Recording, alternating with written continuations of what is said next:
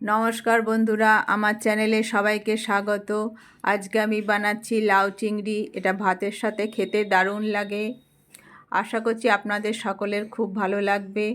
পুরো ভিডিওটি দেখার জন্য সকলের কাছে অনুরোধ রইল। আমি একটা লাউ নিয়েছি, লাউ নিয়ে সেটাকে ছোট ছোট টুকরো করে চোকলা ছাড়িয়ে কেটে নিয়েছি।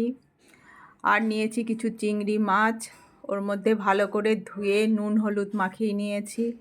প্রথমে কড়াইয়ে জল গরম করে ওর মধ্যে নুন হলুদ দিয়ে লাউগুলোকে সিদ্ধ করে একটু ছেঁকে নিলাম।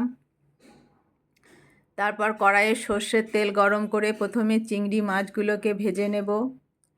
3-4 মিনিট একটু নাড়াচাড়া করার পর মাছগুলোকে তুলে নিলাম। তারপর কড়াইয়ে আবার সর্ষের তেল গরম করে ওতে গোটা জিরে, তেজপাতা, শুকনো লঙ্কা দিয়ে একটু নাড়াচাড়া করে ওর মধ্যে পেঁয়াজ কুচি দিলাম।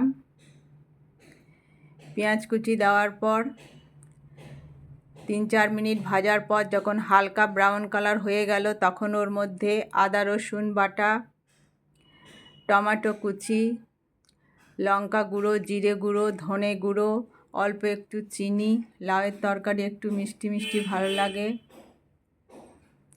সব কিছু দিয়ে আবারও কিছুক্ষণ একটু মশলাটাকে ভালো করে ভেজে নিলাম।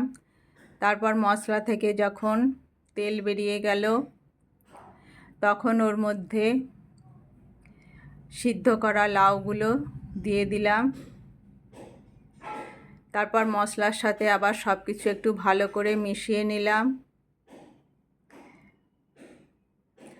ভালো করে মেশানোর পর ওর মধ্যে পরিমাণ মতো নুন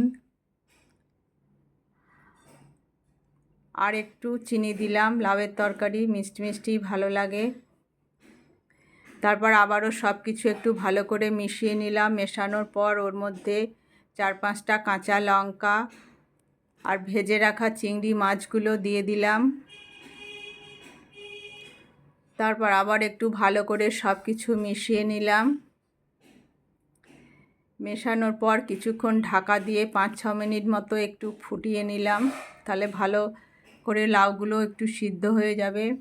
তারপর দেখুন পুরো ভালোভাবে সব কিছু সিদ্ধ হয়ে গেছে। হয়ে গেল আমার লাউ চিংড়ি। রেসিপিটা ভালো লাগলে অবশ্যই লাইক কমেন্ট করবেন। তারপর একটা বাটিতে সার্ভ করে নিলাম। যারা নতুন বন্ধু আছেন তারা আমার চ্যানেলটি সাবস্ক্রাইব করবেন। আজ এখানেই শেষ করছি। সবাই ভালো থাকবেন। Bye bye.